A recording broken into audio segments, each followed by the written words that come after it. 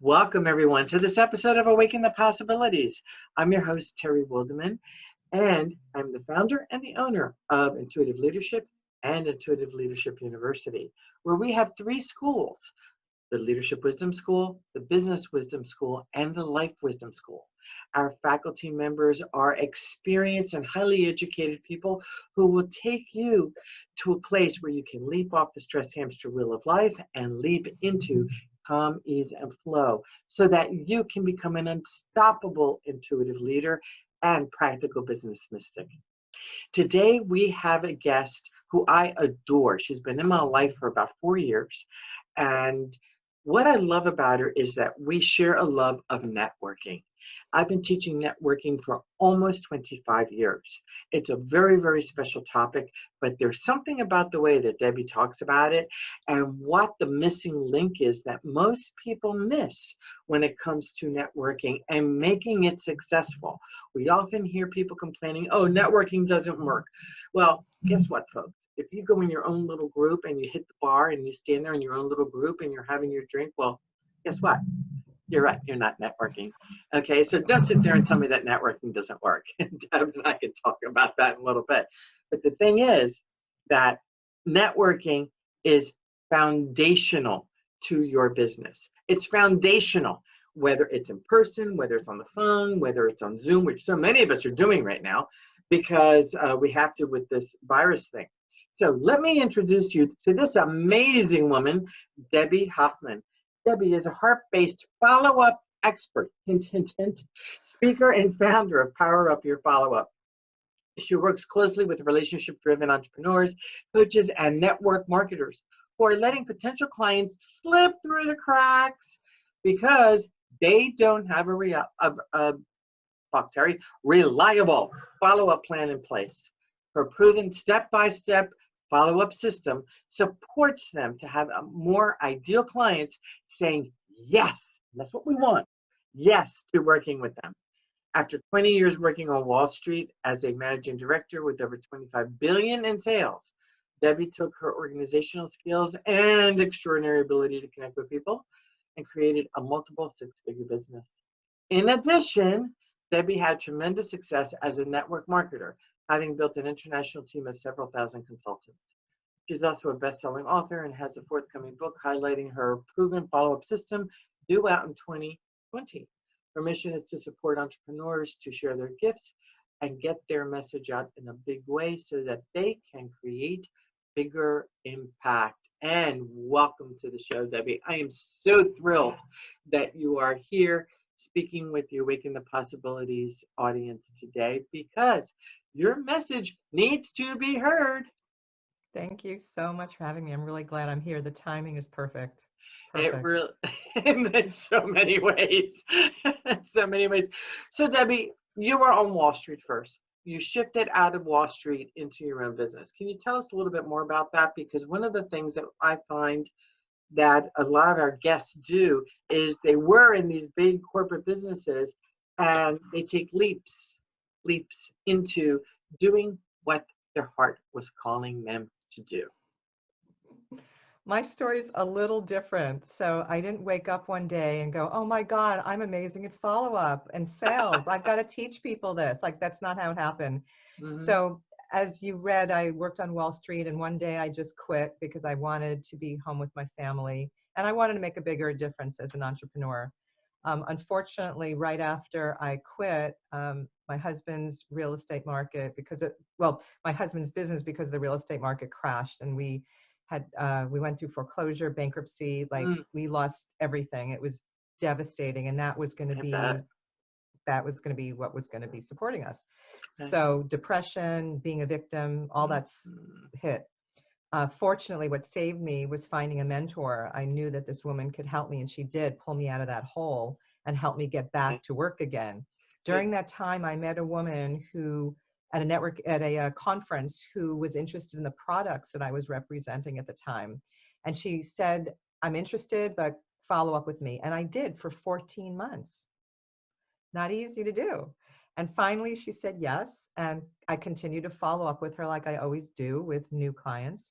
And one day she left me a message and said, Debbie, you're amazing at follow-up. You need to teach me your system. Like, I remember it as if it was yesterday, hearing this message. And she said, I really struggle with follow-up. We need to talk. And I was like, what? Like, what are you talking about? So I called her and I said to her, what are you talking about? And she said, nobody follows up the way you do. And people are really struggling with this. You have a gift. You need to do something with this. And to tell you the truth, Terry, I had no idea that this was a gift. I didn't know I was doing anything special. And thank God she pointed this out to me and encouraged me to start this business, because I really feel we all have a gift. We all have that thing that we just do naturally that we take for granted, right?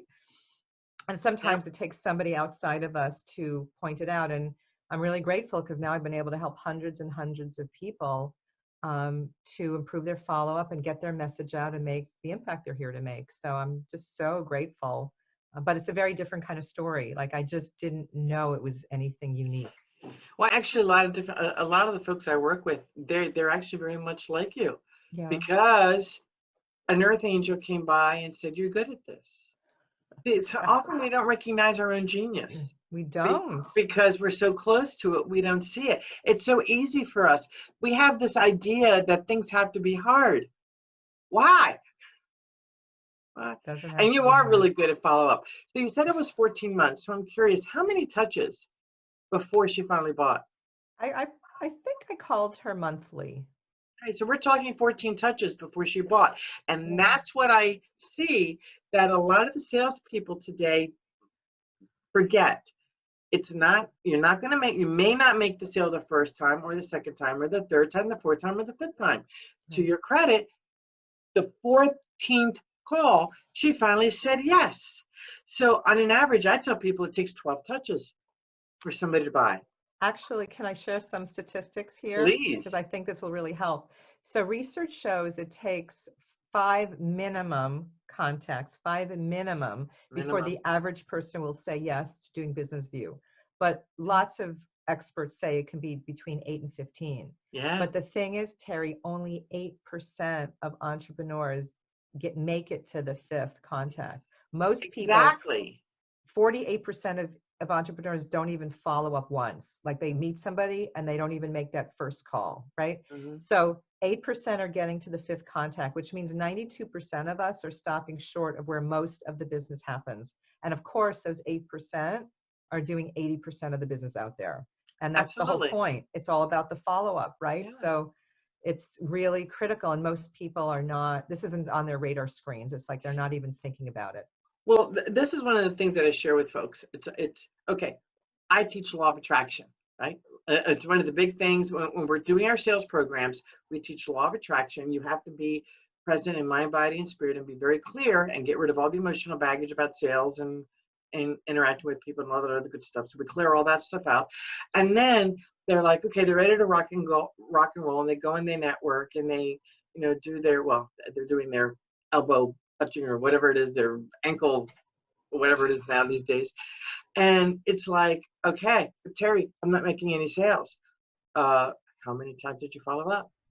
Did you call? Did you connect? Did you send an email? Well, no, I didn't do any of that. Hello? So law of attraction goes so far. You must take inspired action. Yes. And that's where you come in. That's where you come in and teaching people how to follow up. Yep.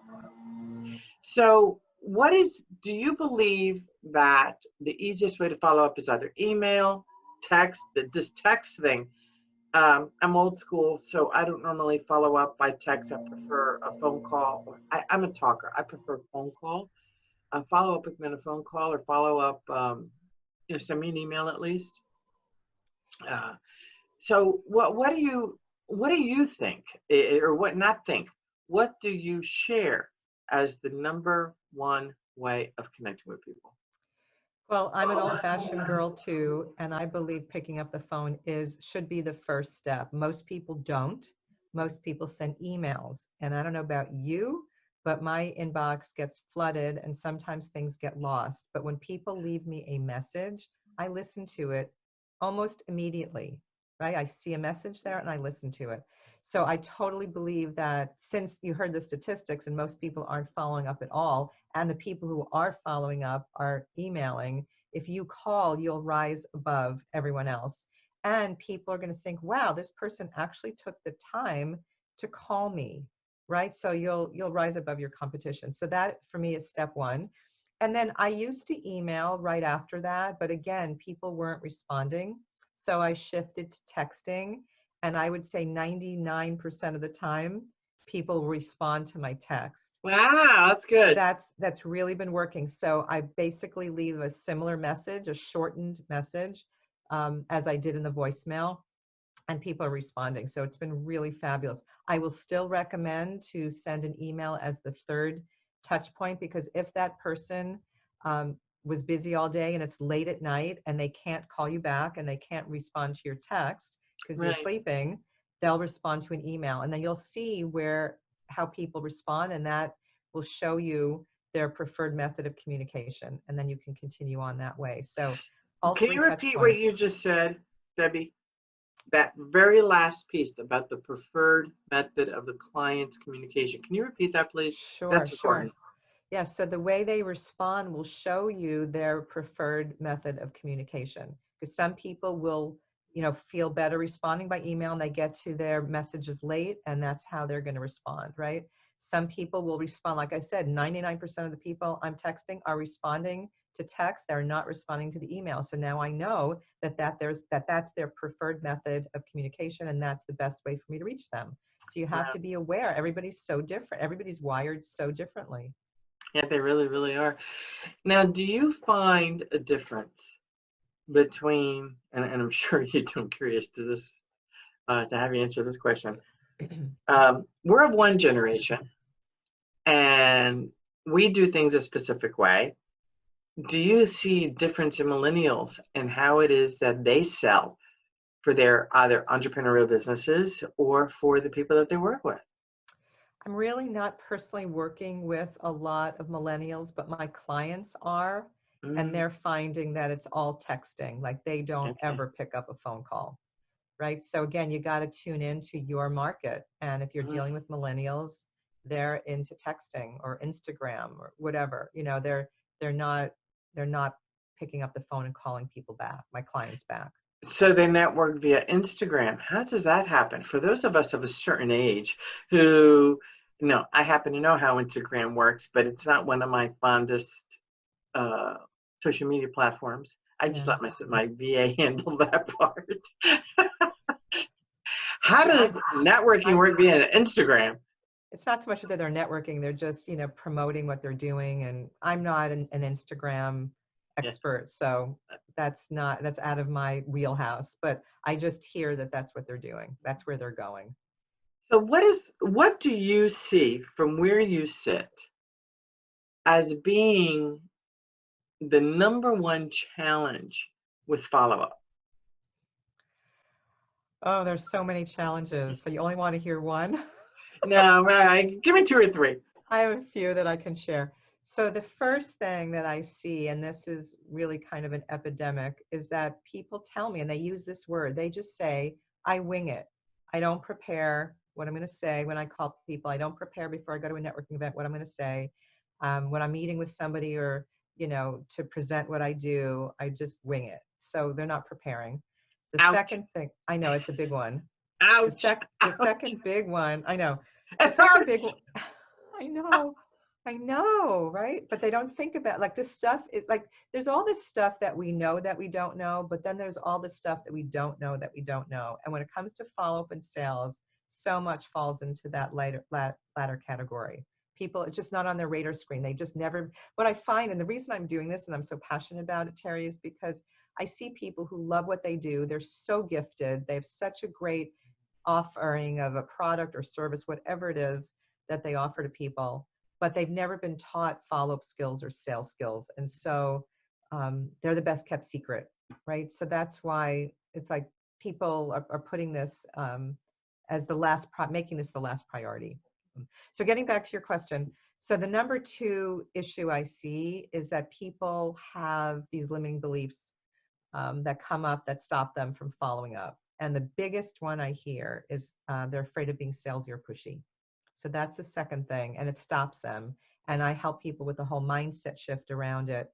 A lot of it's just mindset. A lot of it's knowing what to do and what to say, and those limiting beliefs will drop off. And if they have really deep limiting beliefs, then I send them to people like you, people who do the inner work, because I give people more practical things that they can do and some daily practices as well. But if they've got some deep lifelong issue, then I refer them to someone who can help them with that.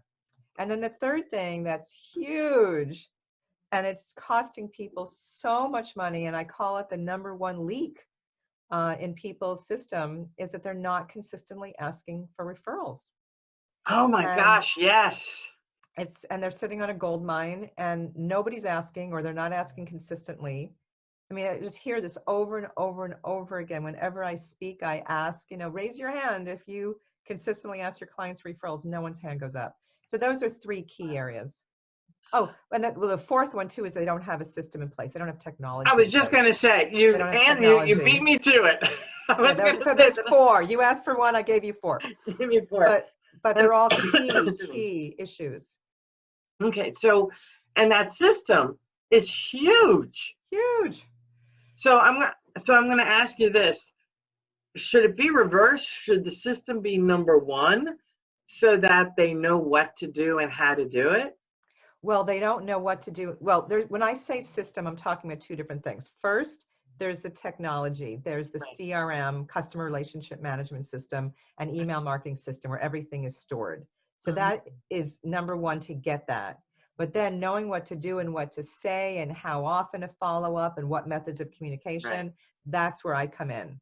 Okay, so, that's the second system. Okay. Yes, so there's two systems. But yes, people, when they start working with me, step one is get your system, and I help them figure out which is the best fit for them based on their business model and where they're at in their business and what their needs are. Got it. So yes, you've got to have a system. If not, you're going to have baggies and boxes full of cards and notebooks. And, there's a friend of mine I've been talking to for 6 years about getting a CRM, and she finally got one, and it's a game changer for her. It's going to change everything.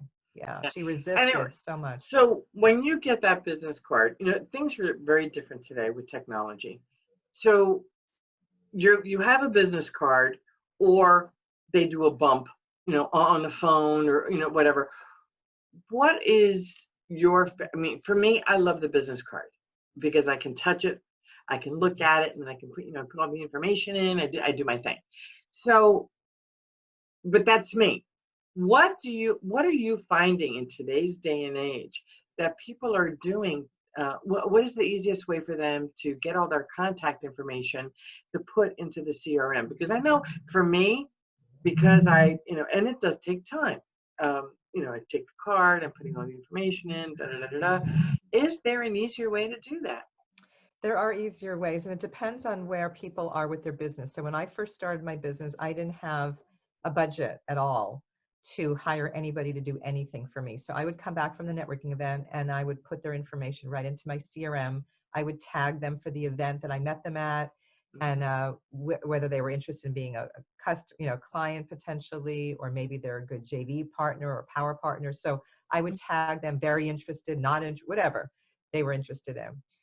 As I, grew in my business, and I always recommend that at a certain point, you've got to get someone to help you, because it is not your genius to spend time adding people into a CRM. You want to spend time doing what only you can do. So Absolutely. Even if you don't think you can afford it, you can pay somebody $8 an hour in the Philippines for 1 hour a month to do this for you, and then you gradually increase. That's what I did.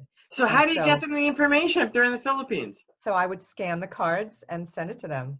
I would put the cards on a scanner and send it to them. And if people don't, I have a copy machine, fax machine. If you don't have one of those, then just take a picture of each card one at a time and just send it to them. Okay. Now, don't some of the CRMs have software where you can scan it and the information will go right into them? I was just going to go into that. Yeah. So my system, I can take a picture of the card, and it enters them automatically into the system. And that is the best, because then you can just do it immediately. I actually do it at the event. I just take the picture, and then I created the tag for the event in advance, and I just tag them, and they're done. They're in the system. So that is the easiest way to do it. So it's about finding a CRM that has that system in it. Yeah, or that has one that can connect with a scanner, because with Zapier now you can connect technologies That's true. together, With right? everything. So you Yeah. just have to find out. So Yeah. whatever CRM you're using, ask if they have a scanner, a business card scanner built in, and if not, which one they can affiliate with that they can connect Nice. to. Nice, Yeah. nice, nice. So we're getting close to a time when we need to close off, because I know you have another event that you need to go to. You're a very busy lady. And I want to make sure that you're there on time, because that's one of the things about networking. You want to be there on time. It's important to Definitely. do that, because if you get there early, you get to scope out who's all going to be there. Number one, if it's an event, if it's a live event. And I know for myself, one of the things that I encourage people to do is get there early, sit in the car and tune in, get relaxed, Yeah. and just tune in and get clear, and then go in and have a good time. And there's all these different networking things that you and I could talk about forever. But what I know is that you have a couple things to share with the Awaken the Possibilities audience that I'm really excited about you sharing. And one of them is an event, and the other one is a quiz. And it's not the kind of quiz that we took in school, folks. No, it's more of an assessment. So it's like in less than 10 minutes, you're going to learn, you're going to see, where you're doing really well with follow-up, where you're going to score yourself high, and then where potential clients and income might be slipping through the cracks. So it's a real eye-opener. Everyone who tells me that they've taken it, when we get to talk, they just say, wow, I learned so much about myself. So you can go to PowerUp Biz Quiz, BizQuiz.com, PowerUpBizQuiz.com. You'll get the results immediately, as will I. And if you want to hop on a call to discuss them afterwards, we can do that as well. So So cool. please take the quiz. You'll learn a lot about yourself. Well, Debbie, thank you so much for being here today. I really appreciate it. And I know that the Awaken the Possibilities audience has a lot to gain from the words that you have shared with us. So there's a lot there. There's a lot to networking. There's a lot to sales. But when you finally get it all together, it can become second nature and just a part of who you are as an individual. Exactly. So trust me, it is something that can be learned, and Debbie's a great person to be able to do that. So Yeah. again, thank you so very much for being here, and to our Awaken the Possibilities audience, please join us in the Facebook group Awaken the Possibilities. We're going to be talking about all kinds of things and leadership, life, and business wisdom. And I'm going to have Debbie come on in there too and talk about stuff. So join us there at facebook.com/groups/Awaken the Possibilities. So I look forward to bringing you more brilliant guests. So stay with us, and we will be seeing you at the next episode. Take care and have your best day ever. Thank you, Terry, for having me.